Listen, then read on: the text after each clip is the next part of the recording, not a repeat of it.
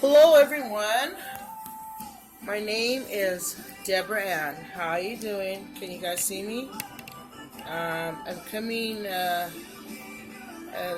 best I can today. Today is Sunday, and I just want to speak a couple of things with you pertaining to your journey with God, your walk with God. And if you accepted the Lord Jesus Christ in your life, just because you accept Christ doesn't mean He's done with you. What I'm trying to say today is there's a journey. It's not a journey to your salvation, but it's a journey to your deliverance. Now, let me give you a little example of myself. Okay, I was 22 years old when I heard about the gospel of Jesus Christ. Although at the young age, I believe about 3, my dad gave me the Our Father, and I'm telling you, he taught me. I was at least 3 years old when he taught me it. I was very close to my dad until the age of 8. That's a long story. My dad taught me the Our Father, and I would pray it and just recite it through the years. And let me tell you, never did I think that I would go through a journey the way I did, you know. Really believe that God brought me through a journey to set me free, to help me to gain freedom, but most of all to gain the knowledge. What I'm speaking about.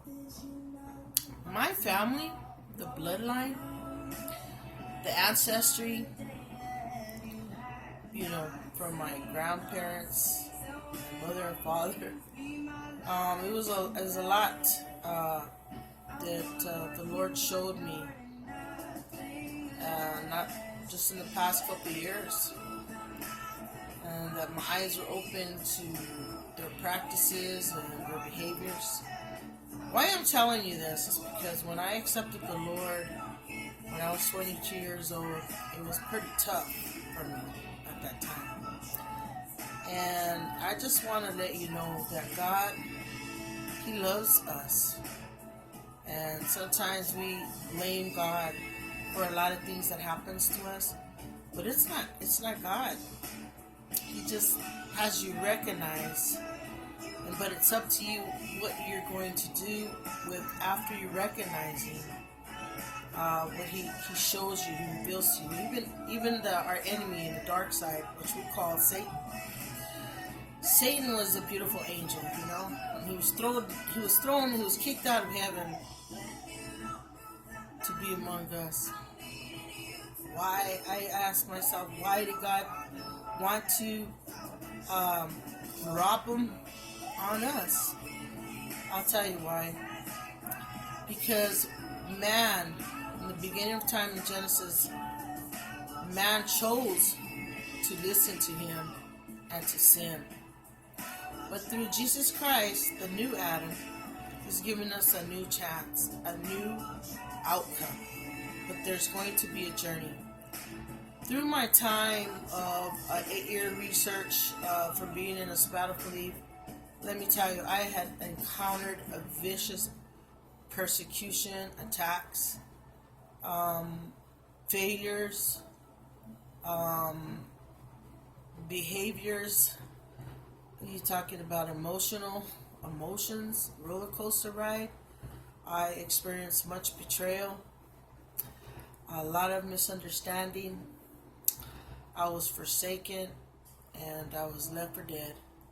But the good Lord, although many did that to me during my journey through this research and this mission, I was determined to be founded. I wanted to gather everything, so once I would get up on the platform that He wanted me to get on, I wanted to make sure that I was going to get off. because I had started a platform and I stopped it, and I became rebellious because I was discouraged, because I was feeling the rejection, not only from my family, but from my fellow Christian sisters and brothers. I was, you name it, I was judged for being a woman, for doing it the way God had me to do it, to have grace on people. But most of all, I came out of when I accepted the Lord Jesus Christ and forsaking the faith that I was in before.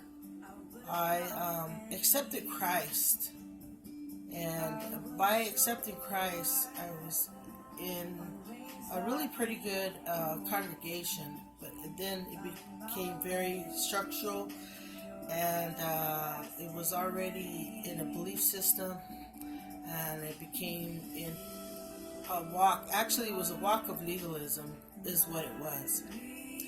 But the Lord had me to disengage, depart, because I was finding there was still rejection, and no matter how hard I tried, I couldn't be good enough.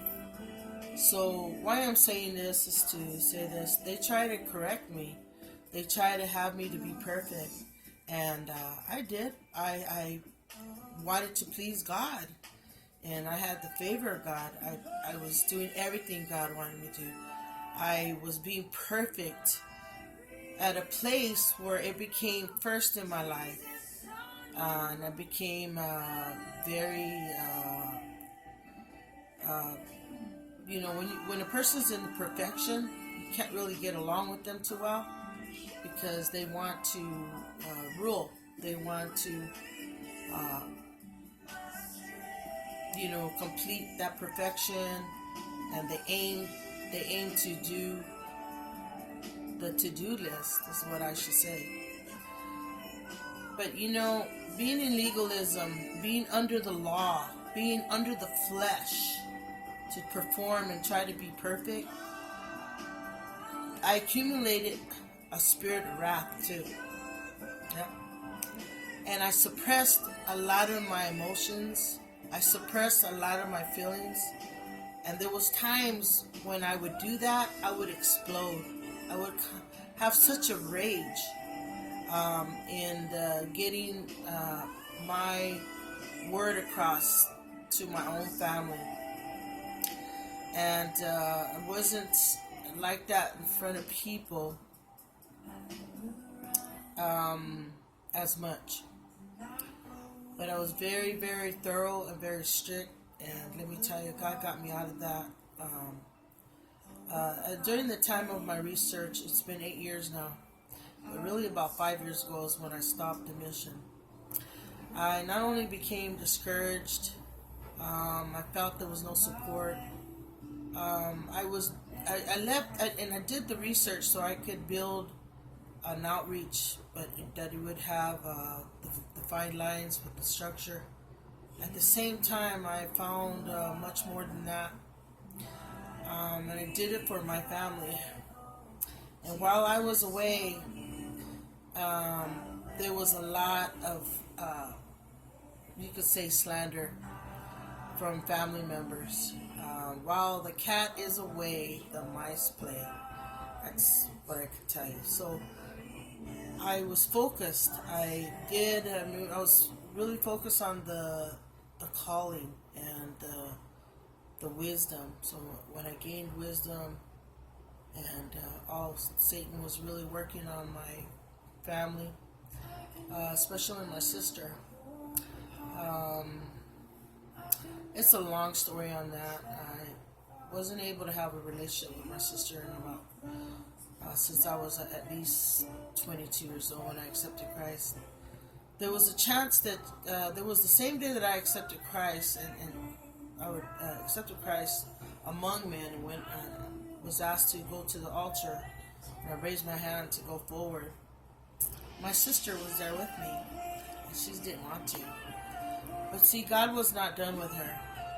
There was a church member, a sister that would go visit her, and she compelled her. My sister was eager; she wanted to.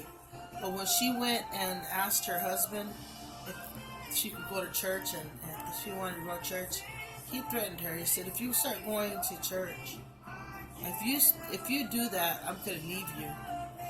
So she said no. She said no. And you know what happened?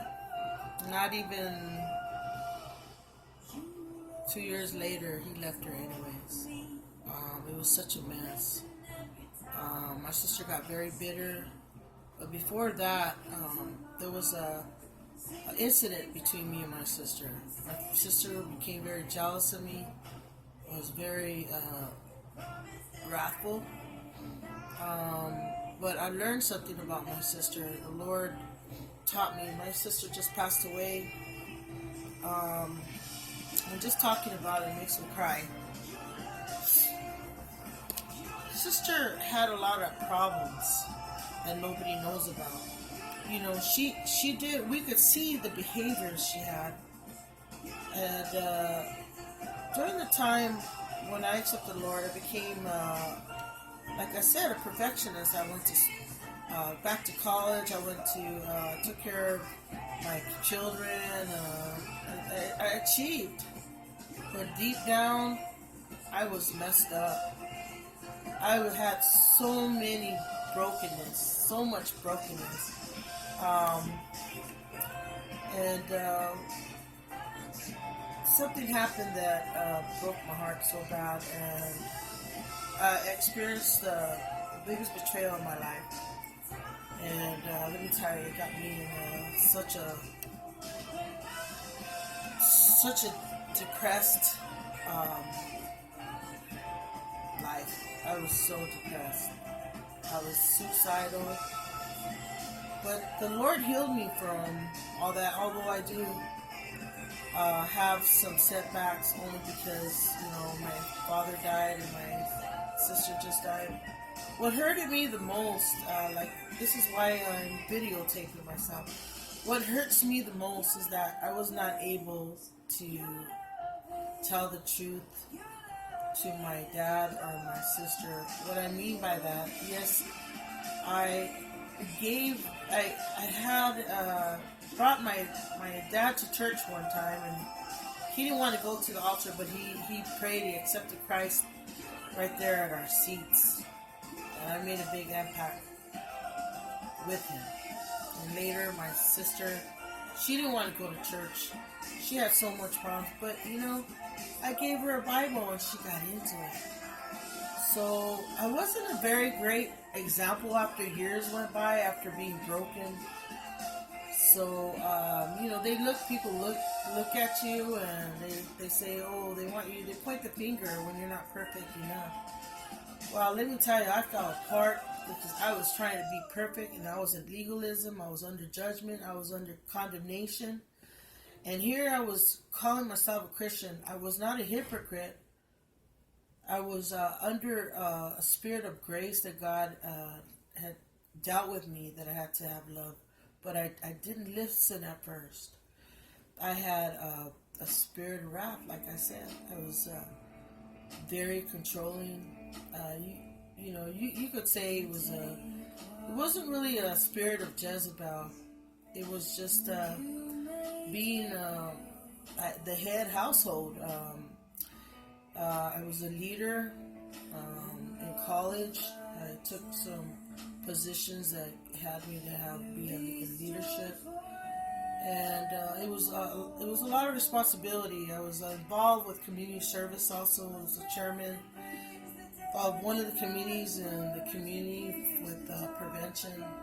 I accomplished a whole lot, but deep down, I was trying to be this perfect person, when really I had a lot of wounds to be healed. And that came from my childhood, with my mother and father's divorce, and with abuse and sexual abuse. Yes.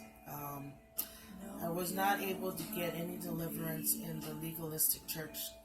So through the time, God brought people to teach me and show me how to do a self-deliverance.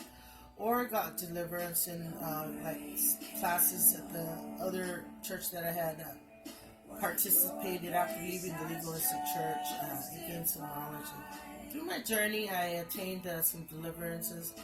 So right when you think, that pride says, oh, there's nothing wrong with me, but really that's that spirit that's hiding. It doesn't want you to be set free. It folds up and has that ego, But there comes a time that you have to let go and just humble yourself and admit it. Because if you don't admit it, you're going to end up not being under the will of God. Because the will of God is to humble ourselves. So why I'm saying this, why I'm videotaping myself, because, I thought I didn't have many regrets. But, after not being able to tell my dad and my sister about deliverance, actually they didn't let me. I wasn't even able to talk to them after that, because my sister had just said so many bad things about me that weren't even true. And I'm telling you, they were not true. None of it. Anything she had said about me was not true. There was not one good thing she had to say about me, because that right there was a spirit of jealousy. And I'll tell you why. My sister was abused when she was young. I could tell you, I feel sorry. That's why I had, lately I was under the gun of, you can call it depression, because there's a spirit of depression. It was where I was had a slowly, heart is what I had, because I was not able to reach her. She was unreachable. But why? I should have fasted. I should have prayed for her. And this is why I'm videotaping. I ran from my family after, the slander and all this assumptions and all this talk and gossip. And while I was away, they were,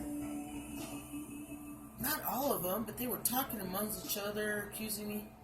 I'm telling you, I was strict back then. I had to do what I had to do. A lot of times, you have to do tough love with your kids or whatever.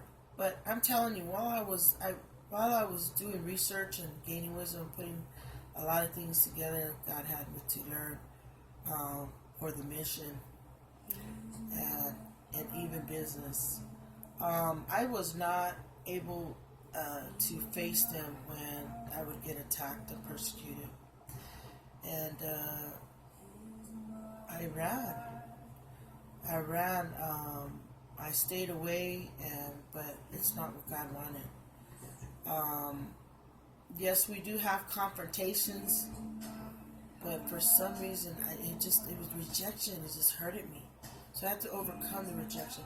But it was really coming against the spirit of abuse. There was abuse in my blood, my family, ancestry, bloodline. There was a sexual abuse, and it carried on through even some other family members. There was behaviors. There was the spirit that took hold of family members, and that came from. I believe it came from, who knows where it came from, but I know that one is my grandfather. My grandfather had some things. My dad never wanted to talk about him.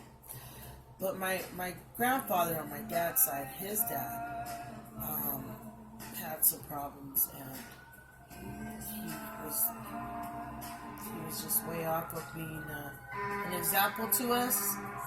So I never heard anything from my dad. My dad never wanted to talk about his dad. My dad forsook us with 6 children. He left us for another woman with 6 children. I'm telling you, I can't even begin to tell you what betrayal we felt. At the same time, I learned about my dad. He was also abused, abandoned, and rejected. And he was deceived. Stepmother, and just was my mom's friend.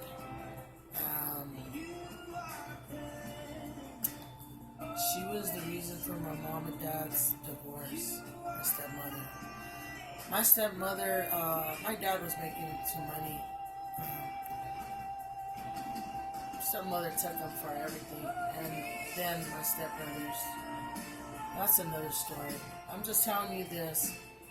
There's a lot of reasons why people behave the way they do. And as for my sister, my heart went out to her, and I tell you, there has been regret. And I'm telling you this to know that I should have fasted for her, and I should have prayed, but instead I was out there being upset. I was being angry. I didn't hate her, but I was being like an angry hurt. You know, I can't. But you know, I just, you know how you just stay quiet, but you don't take it out on anybody. Not like before. Like I used to take it out on. The Lord taught me, you know, a lot of things. But I took it out on myself. I was really running and hurting myself. I became rebellious. But every time, every day, I always sought the Lord, and He taught me, and He taught me. But lately, when my sister passed away, I was wondering why my sister hated me so much. And it was because my sister didn't have the life that I did with Christ. The Lord, I had such favor with the Lord. Like I said, I try to be as perfect, but I had favor too. I had a successful life. I went to college and graduated, and I opened up a business, and I had friends, and I had a lot of excitement. I've seen things. I've seen a lot of beautiful things. You know, they don't even know, but she saw. You know, but there was just some things that she knew she missed out, so she wanted to push me out of the way to get the inheritance, or to get a little piece of the inheritance. And that's the inheritance of the parent, my dad, and also my mom. I had favor with my mom too. But I'm telling you, there's just so much to say. So I say all of this, say don't get upset with your family members. When you really deeply love them, don't hate them, because that's exactly what you're going to be connected to, spirit of anger. And God can't even take you to the next step if you don't forgive. And it's not that I didn't have unforgiveness. You could say it was discouragement and rejection. That's a mixture of. It's not unforgiveness. It's just actually it's what pride was what had me to